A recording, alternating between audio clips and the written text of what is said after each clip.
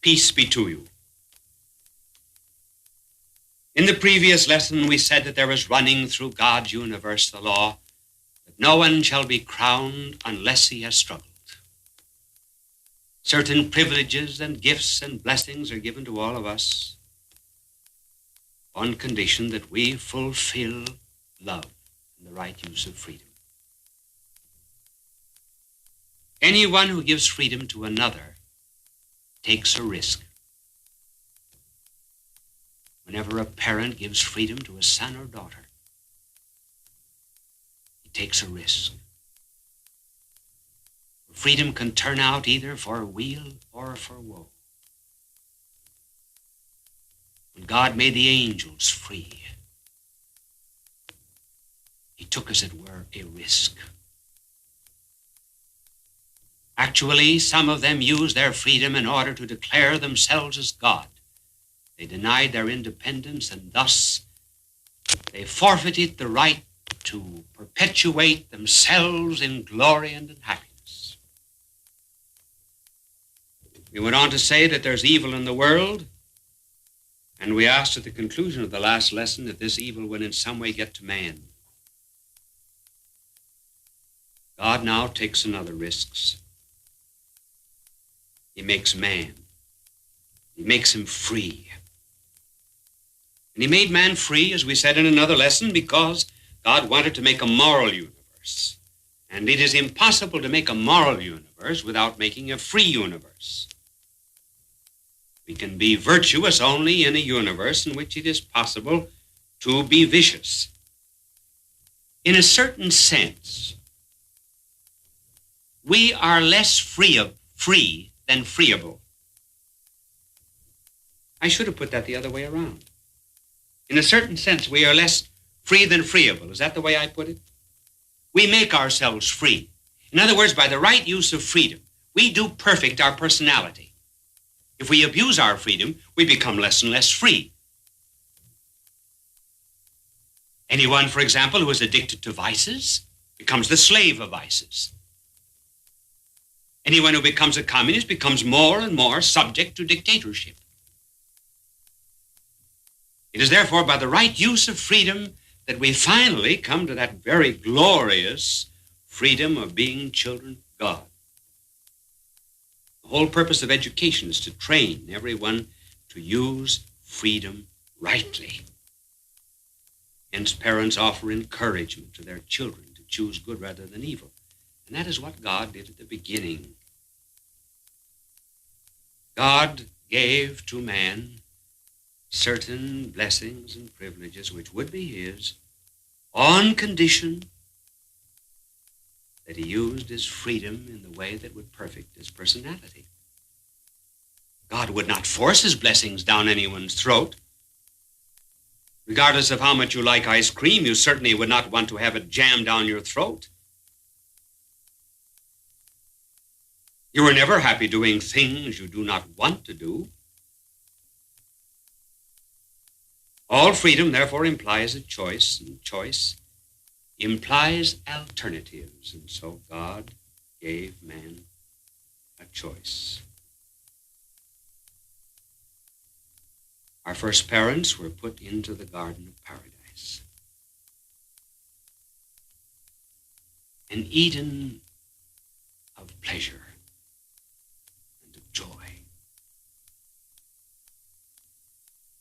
Now forget the story of the apple and do not think of the fall of man and the trial in the Garden of Paradise merely in terms of an apple. As a matter of fact, Scripture does not mention an apple at all. The word apple came into it simply because there happened to be so much correspondence in Latin between the word for evil and the word for apple. And then everyone began saying that Adam ate the apple. What is mentioned is a fruit. God gave our first parents certain gifts. Now that is important. Gifts. They were not given permanently. Man was to decide whether he wanted those gifts for himself and for all posterity. These gifts were principally twofold. One was called supernatural. That word will be explained technically later on. But this was the most important gift of all. It actually was a very intimate communion with God. It was something like that which we later on are going to call grace. But this was inner happiness beyond all description. Then there were certain other gifts, which technically are called preternatural. They were outside of the order of nature. And one of the gifts affected the mind. The human mind was to be free from error. It would not make mistakes in reasoning. Then another gift was the body would never rebel against the soul. There would never be carnal temptations. Concupiscence, vices, and sex would never completely becloud, for example, our reason. Then another gift was immortality of body. The body would never die. The soul is naturally immortal. Now, all of these gifts, God said our first parents would possess, and the gifts would pass on to all mankind if the representative of mankind, namely Adam, chose freely those gifts. So he was put to a test. The test was love, that was all. He would have to prove that he loved. Now, how do you prove you love anyone? Saying so? Certainly not. There are many who say they love God, but they do not love him. The only way we really prove love is by a choice. Every act of love is not only an affirmation, every act of love, in a certain sense, is a negation. In courtship, a young woman might say to a young man who was asking for her hand and her heart, "How do I know you love me? In this city, there are 268,412 other eligible young women. Have you seen them all? Do you know that you love me better than anyone else?" The young man, if he was rather skilled in philosophy, might say, "Yes, in a certain sense, I do. But the mere fact that I choose you, I negate all of them." In the garden, there was a choice. And the choice was expressed in terms of trees.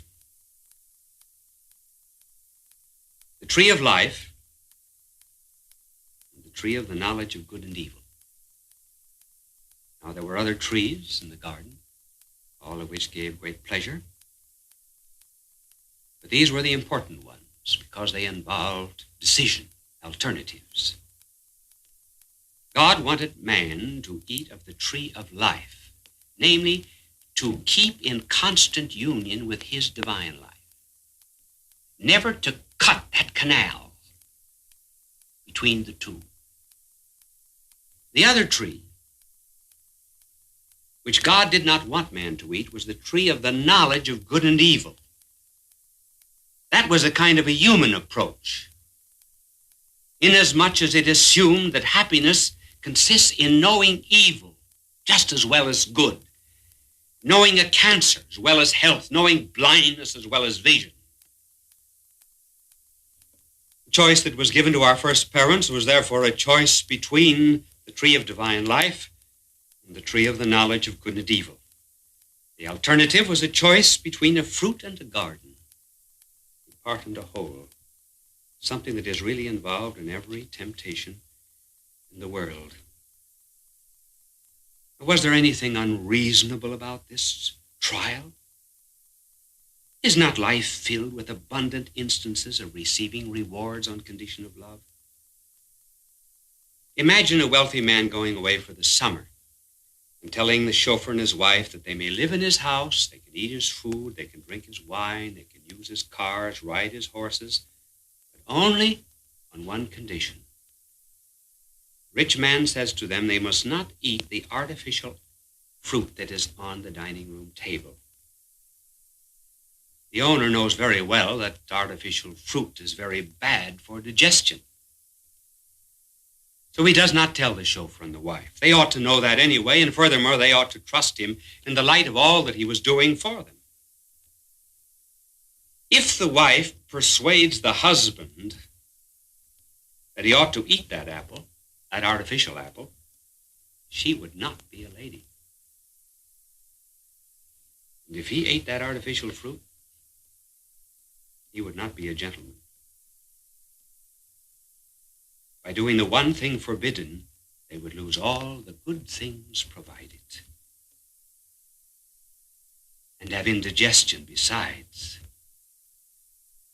They would also lose the opportunity to pass on the blessings of this rich man to their children. To make light of the fruit in the story of the fall is to miss the point that it was a test of love. Not to shake hands with a passerby on a street is of no importance. But not to shake hands with a friend is sometimes a sign of contempt and can be very serious. Eating of the forbidden fruit was a sign of contempt. It was the symbol of rebellion. God was imposing a single limit to the sovereignty of man, reminding him that if he did the one thing forbidden, he would imperil all of the good things provided. Like Pandora, he opened the forbidden box, and he lost all of the treasures. Who was it then that tempted our first parents? It was the fallen angel. It was Satan.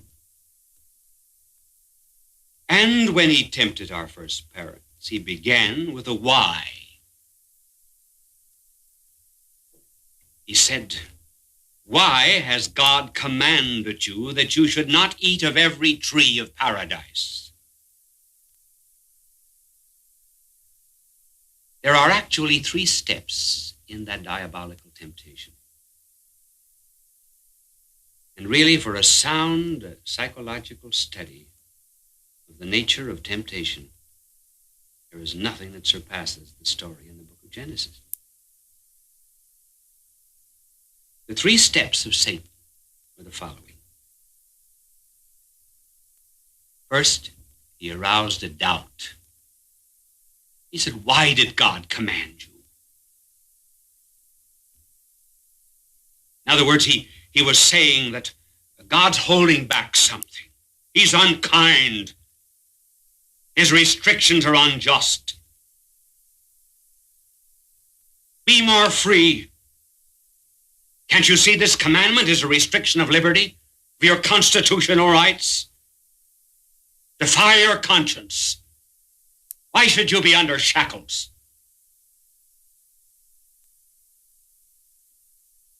He began to unsettle the mind, to disturb it, to make Eve see that the fruit was very pleasant to look at. Is there anything unusual about that approach of evil? Look back on any temptation that you've ever had. Has it not begun with a why? Has it not begun with a doubt? Young man or woman, for example, goes to a certain type of college and the professor begins to sow doubts in the minds of the young. That's the beginning of the loss of faith very often. Does not an evil voice seem to be saying to us, "Why don't you use your sex instincts? Didn't God give them to you? Why not make all the money you can? Isn't that why you're here in this world? Why does the church tell you that you should not marry again for the 2nd, 3rd, or 4th time while the first spouse is living? Why? Be free. Throw off the shackles. That's what's happening every day in the world. And that's what happened in the beginning.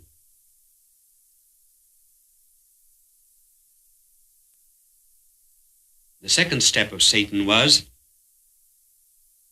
to remove all fear of the consequences of sin. He ridiculed punishment. He said, "You will not die." God said that if they ate of the fruit of that tree of the knowledge of good and evil, they would die. Satan always contradicts God. He minimizes sin. He said, "Oh, it's nothing." Don't believe God when he tells you these things. Do you still believe what he said, that what God hath joined together, let no man put asunder? That's ridiculous. Go ahead and steal it. You won't be caught. Go ahead and do it. No one will know. Take that 10th cocktail. You will never be an alcoholic. It'll just make you feel good. It's pleasant. Go on committing excesses of the flesh. You'll never be a slave. You believe in hell? Don't be silly. Hell is a punishment for sin.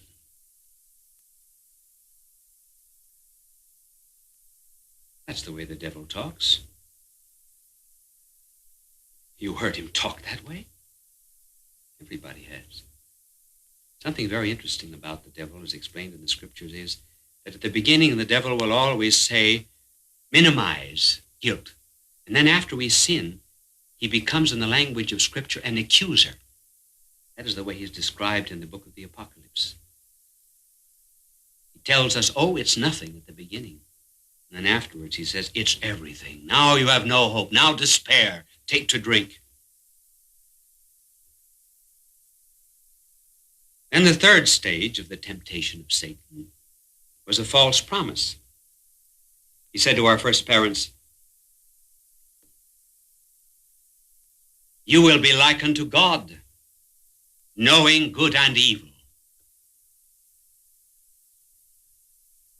This was a very tricky suggestion.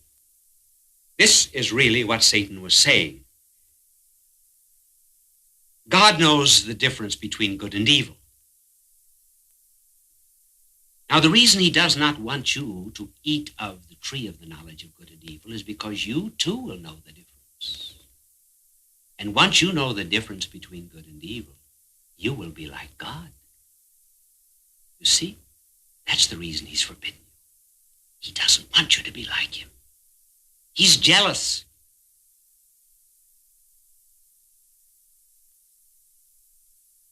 Now, what was the fallacy in that temptation of Satan? The fallacy was this, that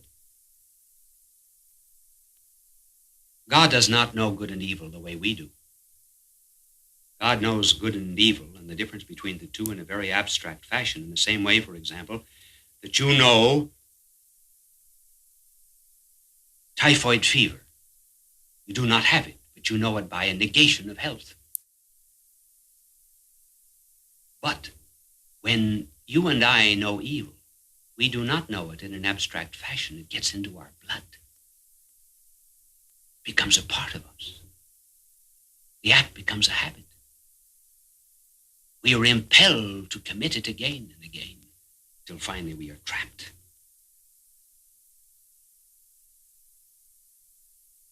And Satan did not make that distinction. So he goes on through the world today saying, oh, you have to live. You've never lived. You've never been drunk. Innocent, aren't you? You have to know the difference between good and evil. And our First parents fell for that kind of suggestion, and the result was their eyes were opened. They hid from God, and sin one always hides from God. Their eyes were opened. They saw themselves naked. Why do they perceive themselves to be naked now and not naked before? Because the inner glory of grace which they had in their souls suffused their body, as it were, with a kind of light, and they were filled with a radiance all round about them, perhaps something like our blessed Lord on the Mount of Transfiguration. Now that they lost that inner likeness to God, well, then they perceived themselves to be naked. The earth then rebelled. Thistles grew, the beast became wild. Man then had to earn his bread by the sweat of his brow. Nature became difficult to control. Woman was told that she would bring forth her children in sorrow. Notice that the punishment of man was in relationship to nature, and the punishment of Eve was in relationship to life. All the gifts were lost. All of them. But only gifts were lost. Is there anything unnatural about the story of the fall of man? How often we have insisted on our own freedom in a way that hurt us.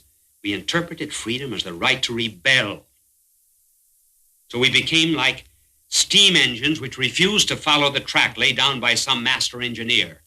We said, I'm going to be free, and we got off the track. We became like golfers who refused to keep heads down when they swung. And then we blamed the clubs or the caddy master when we dubbed the shot. Like copies, we pretended to be originals. Like adjectives, we wanted to be nouns. Like rays, we wanted to be the sun. Like printed pages, we insisted we were the authors. All of these things we did, and we did because we inherited that abuse of freedom from the first parents. Like campaign orators, we talked so much about freedom, we lost our voices, and then we no longer had freedom of speech. Our parents told us not to play with matches. We disobeyed, and we burned ourselves. And when Mother called, we hid. We had no fear of the mother before we burned our fingers. Adam and Eve had no fear of God before they disobeyed. Then after sin, God appeared to be an angry God. He was not angry. A boy, for example, puts his fingers into a cookie jar and steals some cookies, which he's forbidden to do, and as soon as he sees his mother, he says, now, Mommy, don't get mad. There's no anger in the mother. The anger is only in the boy's projection to his mother of a sense of justice. And anger is not in God. Anger is in our own disordered selves. And it happens, therefore, that we, the poor descendants of Adam, taken upon ourselves something of that disorder. All we have to know, really, to prove original sin is to look into ourselves. We know very well that we're not the way God made us. God certainly would never have made us the way we are, with our darkened intellect and our weak will. Something happened to us. And whatever it is that happened to us is all the earmarks of an abuse of freedom. We rebelled in Adam, who was the head of the human race. And the effects of that sin have passed on to all of us, to everyone in the world except one. And that was a woman. That is what we mean by saying that Mary was immaculately conceived. She was preserved free from the traces of original sin in virtue of the anticipated merits of our Lord's death on the cross. Immediately after the fall, God promised that he would redeem man. He said that the seed of a woman would conquer the seed of Satan. The seed of the woman would be Christ. And by speaking of seeds, he was speaking of corporations, peoples, and groups. Thus, in the divine plan, the very elements that were used for our destruction are used for our redemption. In the fall, there was a disobedient man, Adam, a proud woman, Eve, and a tree. God would take the very elements of defeat, use those as the elements of victory. For the disobedient Adam, there is the obedient new Adam, Christ. For the proud woman, Eve, there is the humble new Eve, Mary. And for the tree, there is the cross. That will be our hope. God love you.